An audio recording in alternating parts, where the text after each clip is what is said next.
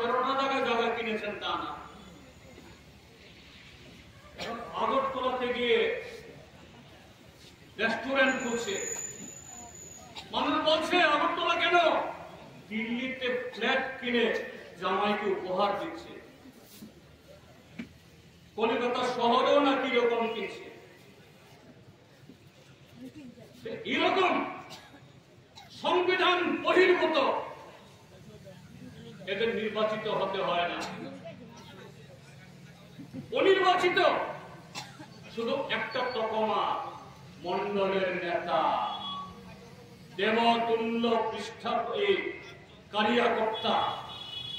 এই দেবতুল্য কারিয়াকর্তা হলে পরে গাড়িতে বিজেপি দলের একটা পতাকা লাগিয়ে, এটা লাইসেন্স।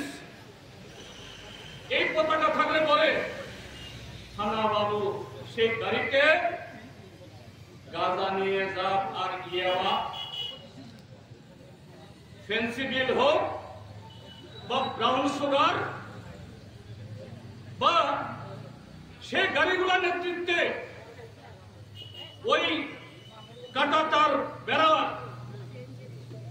পার করে চিনির বস্তা যাক, গরু যাক, যাই যাক, কারণ দেশে এমন সরকার, ওই দিল্লি থেকে আগরতলা সর্বত্র নির্দেশিকা দেওয়া আছে, এই কারিয়াকর্তা দেবতুল্য এদের কোন পাওয়া যাবে না।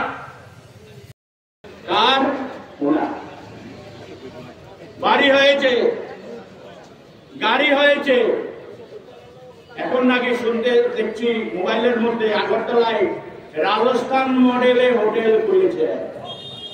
কোথায় পান এত টাকা? আগে কোথায় ছিল? আমি সাবরুম বাজারে ব্যবসায়ী বন্ধুদের কাছে অনুরোধ করব, সাবরুম বাজারের নাগরিকদের কাছে অনুরোধ করব, কি ছিল ওনার আর কি হয়েছে এটা আমাদের বলতে হবে না। সাবরুমে সবাই চেনে, 11টা 12টা জায়গায় জায়গা কিনেছেন, রাজস্থান মডেলে নতুন করে হোটেল তৈরি করেছেন। আমাদের তথ্য সাংস্কৃতিক মন্ত্রী গিয়ে সেখানে উদ্বোধন করেন আগরতলায়। কাজে বন্ধুরা, এই লুটের রাজত্ব লুট করতে করতে রাজ্যের কোষাগার শূন্য করে এখন গরিব মানুষের পকেটে হাত দিচ্ছেন। বিদ্যুতের বর্ধিত মূল্য করে, জল কর বৃদ্ধি করে, গ্যাসের মূল্য বৃদ্ধি করে, আবার গ্যাসের উপরে রাজ্য সরকারের ট্যাক্স চাপিয়ে দিয়ে রাজ্য সরকারের কোটা ভর্তি করতে চাইছেন।